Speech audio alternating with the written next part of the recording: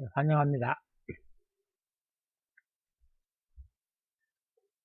제가 말씀드릴 내용은 메시아의 강림과 그 재림의 목적에 대해서 대한 내용입니다.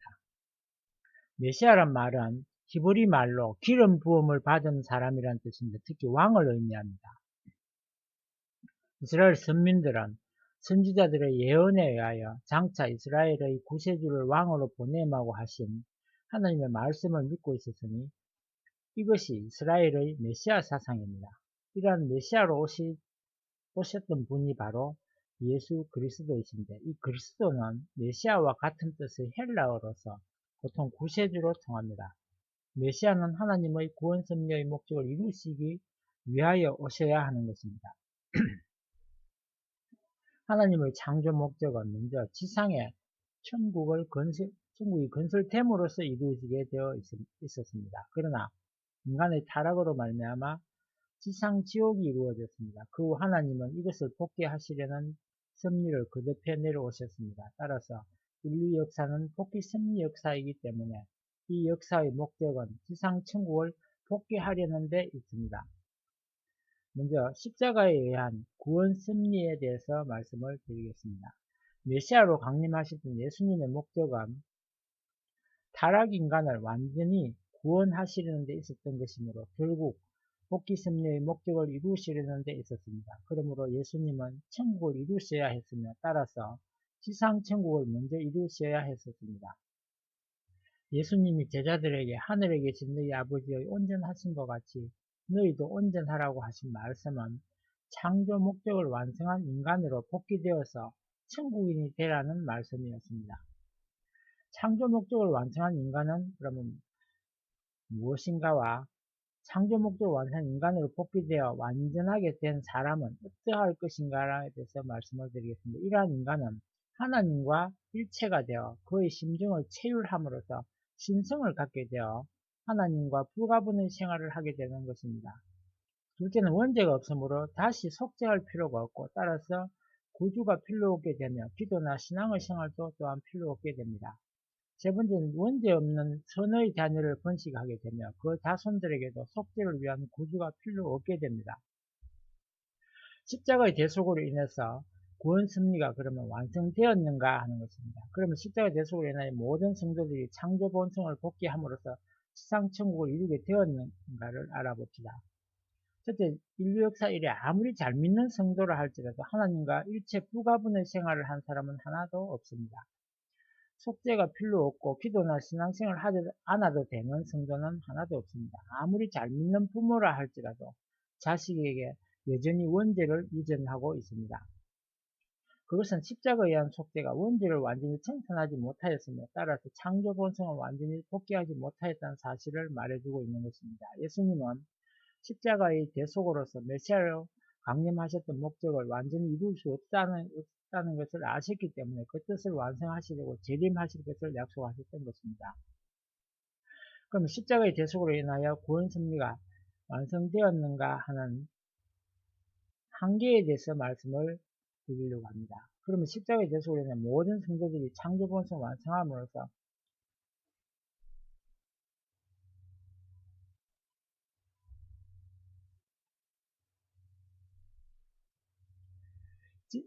십자가의 희생은 무기로 돌아갈 다른 것인가 하는 것입니다. 결코 그런 것은 아닙니다. 만일 그렇다면 오늘날의 기독교의 역사는 있을 수 없는 것입니다. 우리의 신앙생활의 체험으로 봐도 십자가 대속의 은사가 얼마나 큰 것이었는 것을 부인할 수 없습니다. 그러나 그것이 우리의 원죄까지 완전히 벗겨줌으로써 창조 본연의 인간으로 복귀시켜서 지상 천국을 이루어 놓지 못하고 있는 것도 또한 사실입니다. 그렇다면 십자가로 인한 속죄의 한계는 어느 정도인가 하는 문제를 해결하기 위해 먼저 예수 그리스도의 십자가의 죽음에 대한 문제를 밝히 알아야 하겠습니다.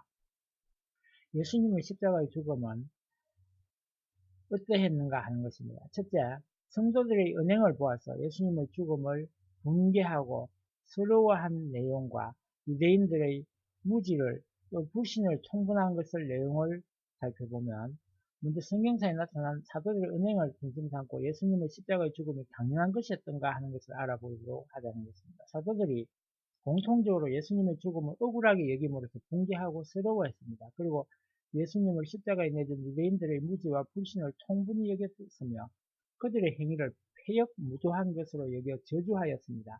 이것으로 보아 예수님은 온당치 않는 죽음의 길을 걸어가셨다는 것을 짐작할 수 있습니다.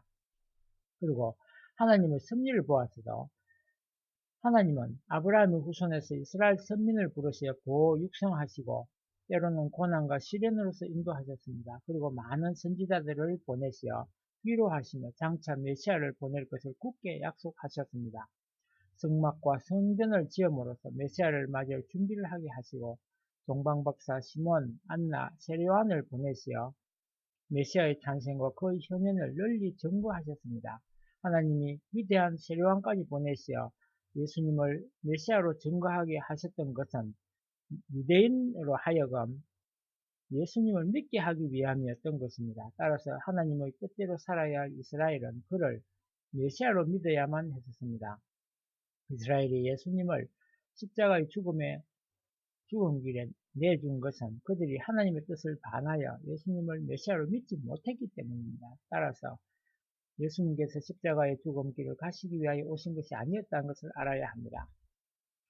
그리고 세 번째는 예수님 자신의 은행을 보아서 알아보기로 하겠습니다. 예수님은 유대인들로 하여금 자기를 메시아로 믿도록 은행하셨습니다. 요한복음 6장 29절에 제자들이 어떻게 하면 하나님의 일을 할 수 있는가 하고 물었을 때 하나님이 보내신 자를 믿는 것이 하나님의 일이니라라고 대답하셨습니다.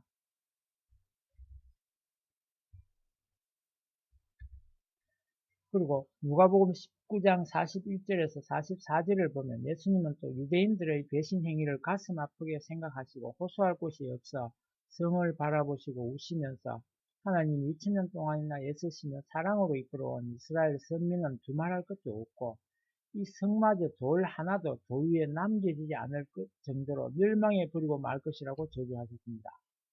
그리고 이는 권고받은 나를 내가 알지 못함으로 인한이라고 그 무지를 지적하셨던 것입니다. 그뿐만 아니라 마태복음 23장 37절을 보면 예수님은 예루살렘아 예루살렘아 선지자들을 죽이고 너에게 파송된 자들을 돌로 치는 자여 암탉이 그 새끼를 날개 아래 모음같이 내가 내 자녀들을 모으려 한 일이 몇 번이냐 그러나 너희가 원치 아니하였더라고 그들의 완고한 불신을 한탄하셨습니다. 그리고 요한복음 5장 39절과 40절에 예수님은 자기를 위하여 증거하고 있는 성경을 보면서도 믿지 못하는 그들의 무지를 책망하시면서 너희가 성경에서 영생을 얻는 줄 생각하고 성경을 상고하거니와 이 성경이 곧 내게 대하여 증거하는 것이로다. 그러나 너희가 영생을 얻기 위하여 내게 오기를 원하지 아니하는도다 라고 설파하셨습니다. 예수님은 유대인들의 불신을 돌이키시기 위하여 이적과 기사를 보여주셨습니다. 그러나 그들은 그 놀라운 일들을 보면서도 예수님을 바알세불이 접한 자라고 비난하였습니다. 이에 예수님은 요한복음 10장 38절에 나를 믿지 아니할지라도 그 일은 믿으라. 그러면 너희가 아버지께서 내 안에 계시고 내가 아버지 안에 있음을 깨달아 알리라고 말씀하셨습니다. 이스라엘로 하여금 그를 믿게 하는 것이 하나님의 뜻이었기 때문에 예수님 자신도 이와 같이 저들에게 자기를 믿을 수 있도록 은행하셨던 것입니다. 위에서 논증한 모든 사실로 보아 예수님의 십자가 죽음은 하나님의 예정에서 온 필연된 것이 아니고 유대인들의 무지와 불신으로 인한 그 결과로 온 것임을 알 수 있습니다. 그러므로 고린도전서 2장 8절에 이 지혜는 이 세대의 관원이 하나도 알지 못하였느니 만일 알았더라면 영광의 주를 십자가에 못 박지 아니하였으리라고 증거했던 것입니다.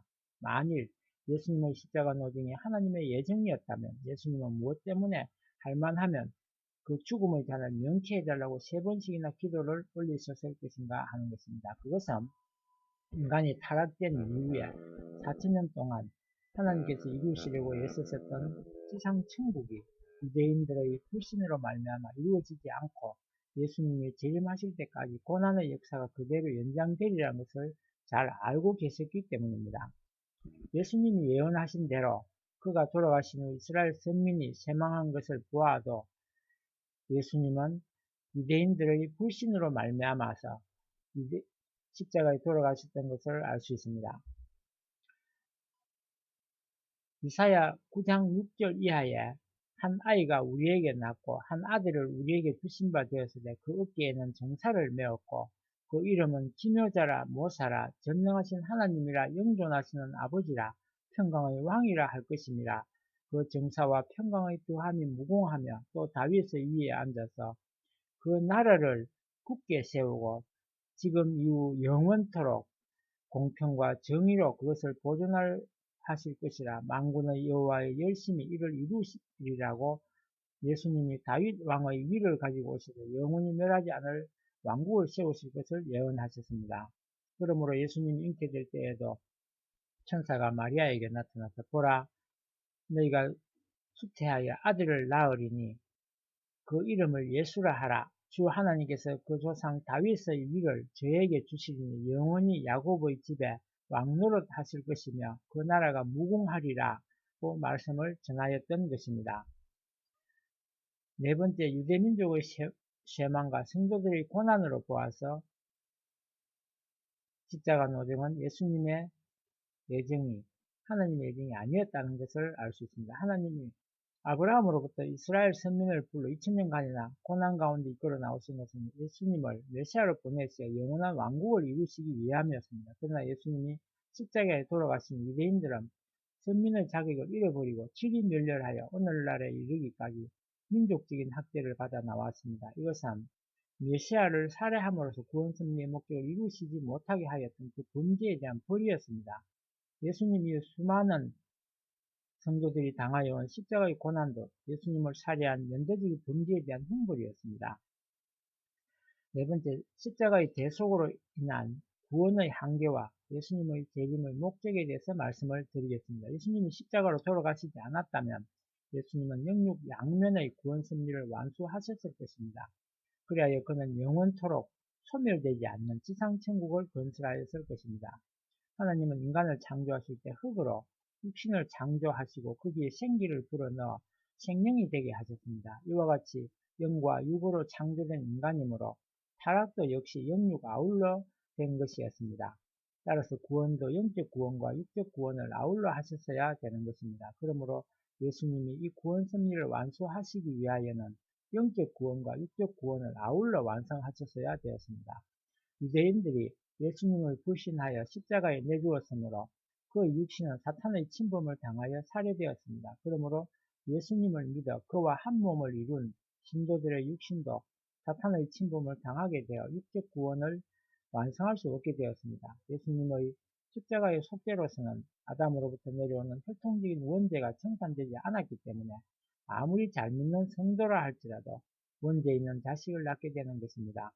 우리가 신앙생활에서 육신을 치지 않을 수 없는 것은 원죄로 말미암아 항상 육신을 통하여 들어오는 사탄 침범의 조건을 막기 위함이고 이를 위하여 쉬지 말고 기도하라고 하셨던 것입니다. 그러나 예수님은 십자가의 대속으로 부활의 승리적인 기대를 조성함으로써 영적 구원의 기대를 완성하셨습니다. 그러므로 예수님 부활 이후 오늘에 이르기까지 모든 신도들은 영적 구원의 혜택만을 받게 됩니다. 따라서 예수님은 십자가로서 청산하지 못한 원죄를 속하고 육적 구원을 완성함으로써 영육 아울은 구원 승리의 목적을 완성하시기 위하여 지상에 재림하시지 않을 수 없게 된 것입니다. 5. 십자가에 대한 예언의 양면. 예수님의 십자가의 죽음은 메시아로 오실 때 전 목적을 완성하기 위한 예정에서 온 필연적인 것이 아닙니다.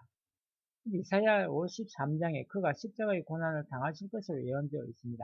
반면에 이사야 9장과 11장, 20장 등의 말씀에는 예수님이 생전에 왕국을 지상에 건설하실 것으로 예언되어 있습니다. 그러면 어찌하여 예수님에 대한 양면의 예언을 하게 되었는가 하는 것입니다.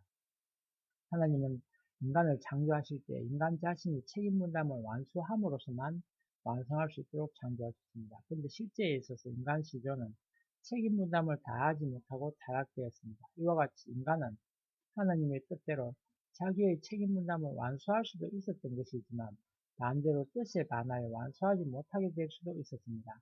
성서의 예를 들어보면 선악과를 따먹지 않아야 하는 것은 인간의 책임 분담이었기 때문에 아담은 안 따먹고 완성할 수도 있는 반면에 따먹고 죽을 수도 있었던 것입니다. 이와 같이 인간은 자신의 책임 분담 수행 여부에 따라 어느 한 면의 결과를 이루어 놓게 되는 것입니다. 따라서 하나님은 뜻 성사에 대한 예언을 양면으로 하셨던 것입니다. 메시아를 보내시는 것은 하나님의 책임 분담이지만 믿고 안 믿는 것은 인간의 책임 분담에 속하는 것입니다. 따라서 인간의 책임 분담 수행 여부에 따라 나타날 양면의 결과에 대비하여 하나님은 예언을 양면으로 하시지 않을 수 없으셨던 것입니다. 여섯 번째, 십자가의 죽음이 필연적인 것처럼 기록되어 있는 선구를 보도록 하겠습니다. 마태복음 16장 23절에 예수님께서 십자가의 고난을 예언하실 때 이것을 만류하는 베드로를 보시고 사탄아 내 뒤로 물러나라고 하신 책망으로 미루어 그의 십자가의 죽음이 필연적이던 것처럼 느껴집니다. 그러나 예수님은 그때 이미 유대인들의 불신으로 인하여 영육 아우른 구원 섭리를 완성하실 수 없게 되자 영적 구원만이라도 이루시려고 부득이 십자가의 길을 가시기로 결정하고 계셨습니다. 그런 때에 베드로가 만류한 것은 십자가로 인한 영적 구원 섭리의 길마저 방해하는 것이 되었기 때문에 그처럼 책명하셨던 것입니다. 요한복음 19장 30절에 예수님은 십자가에서 상에서 다 이루었다고 말씀을 하셨습니다. 이것은 십자가로서 구원 섭리의 전 목적이 완성되었다는 뜻이 아닙니다. 유대인들의 불신을 이미 돌이킬 수 없는 것을 아시게 된 후부터 예수님은 육적 구원은 재림 후의 섭리로 미루시고 영적 구원 섭리의 기대만이라도 조성하시려고 십자가의 노정을 걸으셨습니다. 그러므로 이 말씀은 제2차적인 구원 섭리의 목적으로 세우셨던 영적 구원 섭리의 기대를 다 이루었다고 하신 말씀입니다. 십자가로 인한 모든 구원 섭리를 다 이루었다는 말씀이라는 것입니다. 예수 이후 오늘에 이르기까지 모든 성도들은 예수님은 죽음의 길을 가기 위하여 세상에 오셨던 것으로만 알고 있었습니다. 이것은 예수님이 메시아로 오셨던 근본 목적을 알지 못하고 있기 때문입니다. 그러나 인자가 올 때 세상에서 믿음을 보겠느냐고 하신 예수님의 말씀은 바로 이러한 인간의 무지를 예상하시고 개탄하신 말씀이었습니다. 여기에 성서를 중심하고 예수님은 어디까지나 죽음의 길을 가시려고 오신 분이 아니었다는 사실을 밝혔습니다. 다음은 엘리야의 재림과 세례요한에 대해서 말씀을 드리도록 하겠습니다.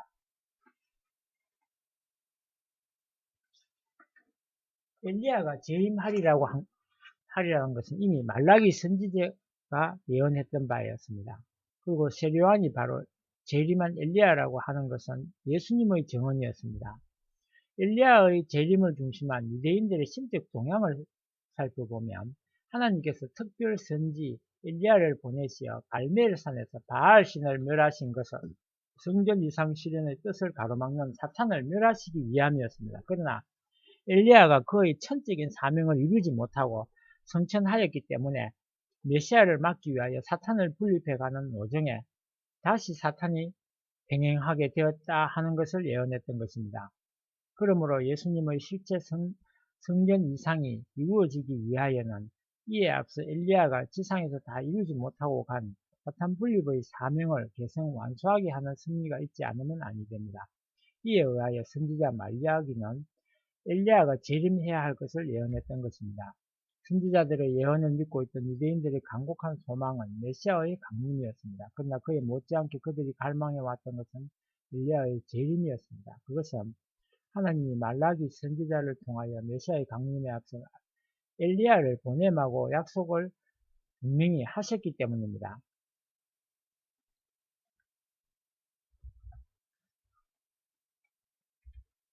엘리야의 재림에 대한 유대인들의 믿음을 보면 엘리야는 이미 예수님이 탄생하시기 900여년 전에 성천한 선지자로서 유대민족은 엘리야가 다시 올 때 전에 성천하던 모양으로 반드시 하늘로부터 내려오리라고 믿고 있었습니다. 마치 오늘날의 기독교 신도들이 예수님께서 구름을 타고 재림하시리라고 하늘을 우러러 보고 있듯이 당시의 유대인들도 하늘에서 엘리야가 다시 오기를 고대하고 있었던 것입니다. 그런데 엘리야가 다시 왔다는 소식은 없고 예수님께서 느닷없이 메시아를 자처하고 나섰을 때 예루살렘에는 일대 혼란이 일어났습니다. 예수님의 제자들은 예수님을 메시아로 믿고 있었기 때문에 세례요한이 바로 엘리야라고 하신 예수님의 증언을 그대로 믿을 수 있었습니다. 그러나 예수님이 누구신지도 모르고 있는 다른 유대인들은 예수님의 증언을 그대로 받아들일 수 없었습니다.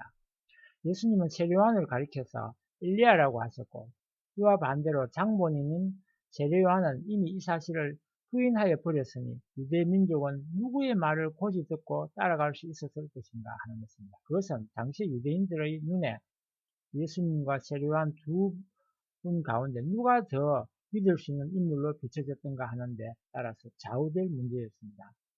이렇게 유대민족의 갈 길은 양갈래로 두 비춰지게 된 것입니다.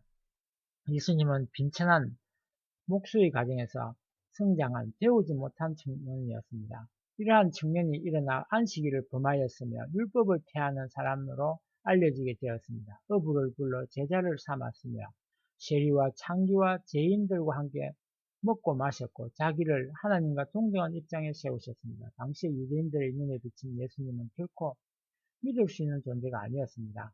한편 세례요한은 명문가인 제사장 사가랴의 아들로 태어났으며 출생하자마자 벙어리가 되었던 부친의 입이 열린 기사이적이 일어났습니다. 뿐만 아니라 광야에서 메뚜기와 서청으로 연명하면서 수도하던 빛나는 수도 생활했던 그의 신앙생활을 보고 유대인들이 그에게 메시아가 아닌가 하고 물어볼 정도로 그는 훌륭하게 보였습니다.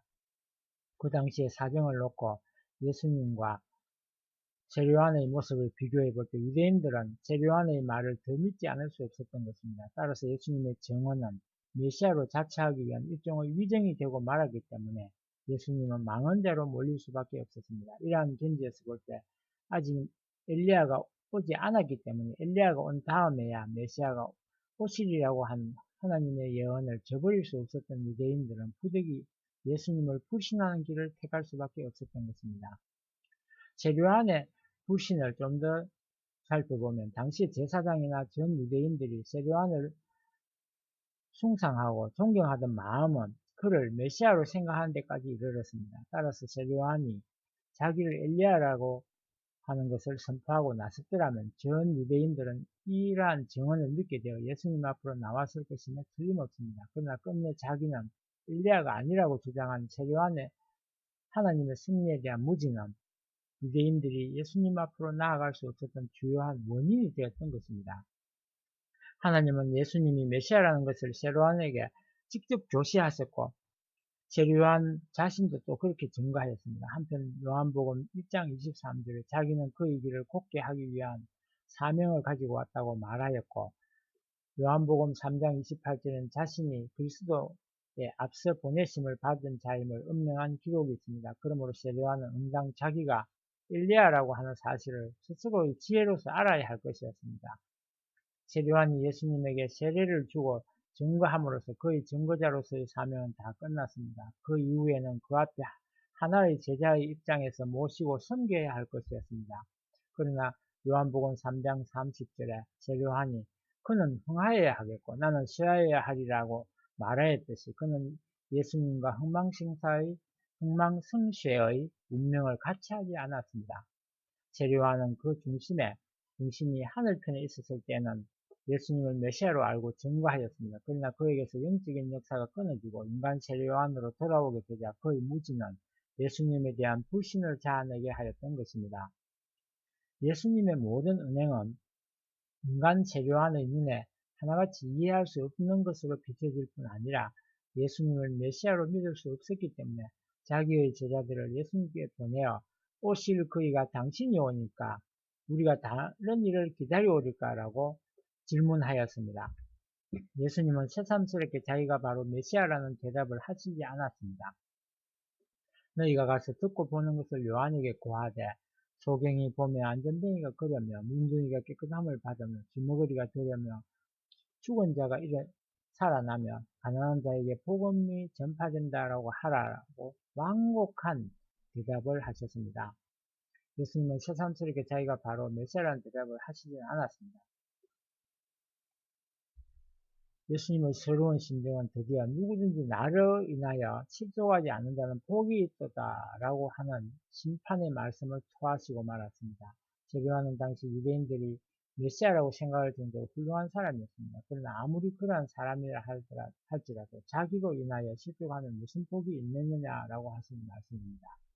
메시아를 직접적으로 증거한 세례와는 간접적으로 증거한 어떠한 선지자보다도 위대했던 것입니다. 그러나 메시아를 모신다는 점에서 볼 때는 그는 가장 적은 사람이 아닐 수 없습니다. 세례요한의 때부터 지금까지 천국은 침노를 당하나니 침노하는 자는 빼앗느니라고 기록되어 있는 것은 요한이 사명을 다하지 못하였으므로 예수님의 수제자의 위는 베드로에게 빼앗긴 바 되었다는 것을 의미합니다. 결론적으로 예수님은 지혜는 그 행한 일로 인하여 옳다함을 얻느니라고 말씀하셨습니다. 세례요한이 지혜가 있어서 지혜롭게 행동하였더라면 예수님의 무릎 밑에 떠나지 않았을 것이요.